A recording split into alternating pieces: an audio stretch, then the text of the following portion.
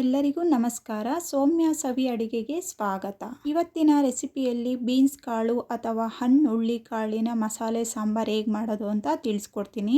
ಸೀಸನಲ್ಲಿ ಸಿಗುವಂಥ ಈ ಕಾಳಿನಲ್ಲಿ ಈ ರೀತಿ ಮಸಾಲೆ ಸಾಂಬಾರ್ ಮಾಡ್ಕೊಂಡು ತಿಂದರೆ ತುಂಬ ರುಚಿಯಾಗಿರುತ್ತೆ. ಇದು ಅನ್ನ, ಮುದ್ದೆ, ಚಪಾತಿ, ಪೂರಿಗಂತೂ ಒಳ್ಳೆ ಕಾಂಬಿನೇಷನ್ನು. ಇದು ಸಪ್ರೇಟ್ ಕಾಳೇನು ಬೇಯಿಸಂಗಿಲ್ಲ, ಇನ್ಸ್ಟೆಂಟಾಗಿ ಕುಕ್ಕರಲ್ಲೇ ಹಾಕಿ ಒಂದೆರಡು ವಿಸಿಲ್ಗೆಲ್ಲ ಆಗುವಂತಹ ಹುರುಳಿ ಕಾಳಿನ ಮಸಾಲೆ ಸಾಂಬಾರಿದು. ಚಳಿಗಾಲದಲ್ಲಿ ಈ ಥರ ಸಾಂಬಾರು ಮಾಡ್ಕೊಂಡು ತಿಂದರೆ ತುಂಬ ರುಚಿಯಾಗಿರುತ್ತೆ. ಹಾಗಾದರೆ ಮಾಡೋ ವಿಧಾನ ಹೇಗೆ ಅಂತ ನೋಡೋಣ. ನೋಡಿ, ಹುರುಳಿಕಾಳು ಒಂದು ಅರ್ಧ ಕೆಜಿ ತೆಗೆದಿಟ್ಕೊಂಡಿದ್ದೀನಿ. ಇದೆಲ್ಲ ಕ್ಲೀನ್ ಮಾಡಿ ತೆಗೆದಿಟ್ಕೊಂಡಿದ್ದೀನಿ. ಇದು ಪಕ್ಕಕ್ಕೆ ಇಡೋಣ. ಈಗ ಸಾಂಬಾರು ಮಾಡೋಕ್ಕೆ ಒಂದು ಮಸಾಲೆ ಹುರ್ಕೊಬೇಕಾಗುತ್ತೆ. ಸ್ಟವ್ ಮೇಲೆ ಪಾತ್ರೆ ಇಟ್ಬಿಟ್ಟು ಪಾತ್ರೆ ಬಿಸಿ ಆದಮೇಲೆ 2 ಸ್ಪೂನ್ ಎಣ್ಣೆ ಹಾಕ್ಕೊಳ್ತಾ ಇದ್ದೀನಿ. ಈಗ ಎಣ್ಣೆ ಬಿಸಿ ಆದಮೇಲೆ ಈರುಳ್ಳಿ ಹಾಕೋಣ. ಈರುಳ್ಳಿ ಒಂದು ಮೀಡಿಯಮ್ ಸೈಜ್ ಒಂದು ಈರುಳ್ಳಿ, ಒಂದು ಗೆಡ್ಡೆ ಬೆಳ್ಳುಳ್ಳಿ ಚಿಪ್ಪೆ ಬಿಡಿಸಿ ಹಾಕಿದ್ದೀನಿ. ಟೊಮೊಟೊ ಒಂದು ಮೀಡಿಯಮ್ ಸೈಜು, ಅದನ್ನು ಸಣ್ಣ ಕಟ್ ಮಾಡಿ ಸೇರಿಸಿದ್ದೀನಿ. ಇದ್ರ ಜೊತೆನೇ ಕಾಯಿ ತುರಿ ಒಂದು ಅರ್ಧ ಬಟ್ಲಷ್ಟು ಕಾಯಿ ತುರಿನೂ ಹಾಕ್ಕೊಳ್ತಾ ಇದ್ದೀನಿ. ಲವಂಗ 2, ಚಕ್ಕೆ 1 ಇಂಚು, ಕಾಳು ಮೆಣಸು ಒಂದು 10 ಕಾಳು ತೊಗೊಂಡಿದ್ದೀನಿ. ಇದ್ರ ಜೊತೆನೇ ಸೇರಿಸೋಣ. ಕಾಳು ಮೆಣಸು ಹಾಕೋದ್ರಿಂದ ಒಂದು ಒಳ್ಳೆ ರುಚಿ ಬರುತ್ತೆ. ಮತ್ತು ಪುದೀನ ಸೊಪ್ಪು 1 ಸ್ಪೂನಷ್ಟು ಪುದೀನ ಸೊಪ್ಪು, 1 ಸ್ಪೂನು ಹುರ್ಗಡ್ಲೆ ಇದ್ರ ಜೊತೆನೇ ಸೇರಿಸ್ಕೊಂಡು, ಅರ್ಧ ಸ್ಪೂನಷ್ಟು ಸೋಂಪು ಇದ್ರ ಜೊತೆನೇ ಸೇರಿಸ್ಕೊಳ್ಳೋಣ. ಮತ್ತು ಬೇಡಿಗೆಕಾಯಿ 3, ಖಾರದ ಮೆಣಸಿನ್ಕಾಯಿ 4. ಖಾರಕ್ಕೆ ಎಷ್ಟು ಬೇಕೋ ಅಷ್ಟು ಹಾಕ್ಕೊಬೋದು. ಈ ಬೇಡಿಗೆಕಾಯಿ ಹಾಕೋದ್ರಿಂದ ಸಾಂಬಾರು ಒಳ್ಳೆ ಕಲರ್ ಬರುತ್ತೆ. ಮತ್ತು 1 ಇಂಚು ಶುಂಠಿ ಇವನ್ನೆಲ್ಲ ಹಾಕ್ಕೊಂಡು ಚೆನ್ನಾಗಿ ರೋಸ್ಟ್ ಮಾಡಬೇಕು. ಟೊಮೊಟೊ, ಈರುಳ್ಳಿ ಸ್ವಲ್ಪ ಸಾಫ್ಟ್ ಆಗೋ ಗಂಟ ಇದನ್ನು ರೋಸ್ಟ್ ಮಾಡ್ಕೊಳ್ಬೇಕಾಗುತ್ತೆ. ಈ ಥರ ಹುರಿದು ಮಾಡೋದ್ರಿಂದ ಮಸಾಲೆ ಸಾಂಬಾರು ತುಂಬ ರುಚಿಯಾಗಿರುತ್ತೆ. ಈಗ 2 ನಿಮಿಷದ ಕಾಲ ಇದನ್ನು ಹುರಿದಾಯಿತು. ಸಾಫ್ಟ್ ಆಗಿದೆ ಈರುಳ್ಳಿ, ಟೊಮೊಟೊ ಎಲ್ಲ. ಇದನ್ನು ಆರಕ್ಕೆ ಬಿಡೋಣ ಒಂದು 5 ನಿಮಿಷದ ಕಾಲ. ಈಗ ಹುರಿದಿಟ್ಕೊಂಡಿರೋ ಪದಾರ್ಥ ಎಲ್ಲ ಚೆನ್ನಾಗಿ ಆರಿದೆ. ಆರಿರುವ ಪದಾರ್ಥಗಳನ್ನೆಲ್ಲ ಮಿಕ್ಸಿಗೆ ಸೇರಿಸ್ಕೊಳ್ಳೋಣ. ಇದ್ರ ಜೊತೆನೇ 1.5 ಸ್ಪೂನು ಧನಿಯಾ ಪುಡಿ ಹಾಕ್ಕೊಳ್ತಾ ಇದ್ದೀನಿ. ಧನಿಯಾ ಪುಡಿ ಹಾಕಿದ್ಮೇಲೆ ಗಸಗಸೆ ಒಂದು ಅರ್ಧ ಸ್ಪೂನಷ್ಟು ಗಸಗಸೆ ಹಾಕ್ತಾಯಿದ್ದೀನಿ. ಈ ಗಸಗಸೆ ಹಾಕೋದ್ರಿಂದ ತುಂಬ ಟೇಸ್ಟಿಯಾಗಿರುತ್ತೆ ಸಾರು. ಇದಕ್ಕೆ ಸ್ವಲ್ಪ ನೀರು ಹಾಕ್ಕೊಂಡು ನುಣ್ಣಗೆ ಪೇಸ್ಟ್ ಮಾಡಬೇಕಾಗುತ್ತೆ. ನೋಡಿ, ಇಷ್ಟು ಪೇಸ್ಟ್ ಆದರೆ ಸಾಕು. ರುಬ್ಬಿರೋಂತಹ ಮಸಾಲೆನ ಸೈಡ್ಗೆ ಇಟ್ಕೊಂಡು ಈಗ ಹುರುಳಿಕಾಳು ಸಾಂಬಾರನ್ನ ಒಗ್ಗರಣೆ ಹಾಕ್ಕೊಳ್ಳೋಣ.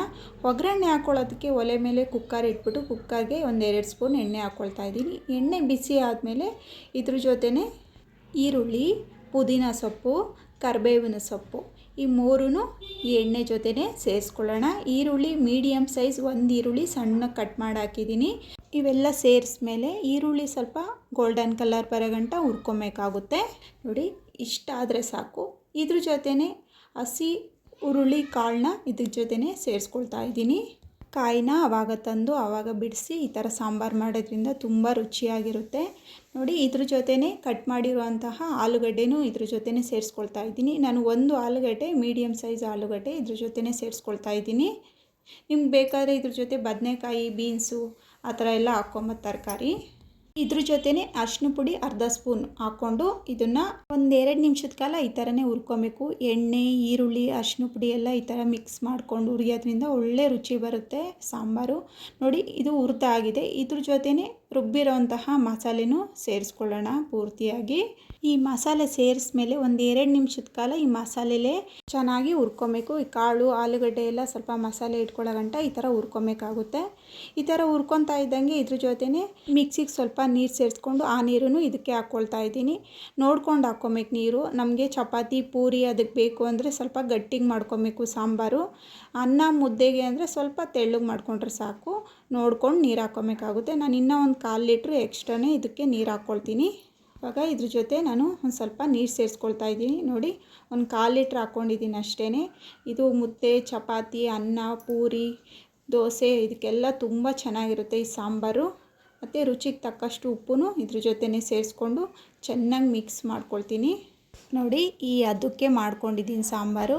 ನಿಮ್ಗೆ ಏನಾರ ಗ್ರೇವಿ ಥರ ಬೇಕು ಅಂದರೆ ಸ್ವಲ್ಪ ನೀರು ಕಮ್ಮಿ ಹಾಕ್ಕೊಂಡು ಗ್ರೇವಿ ಥರ ಮಾಡ್ಕೊಬೋದು.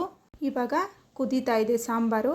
ಇದಕ್ಕೇ ಕುಕ್ಕರ್ ಮುಚ್ಚಳ ಮುಚ್ಚಿಬಿಟ್ಟು ಮೀಡಿಯಮ್ ಉರಿಲೇ 2 ವಿಸಿಲ್ ಬರ್ಸ್ಕೊಳ್ತೀನಿ.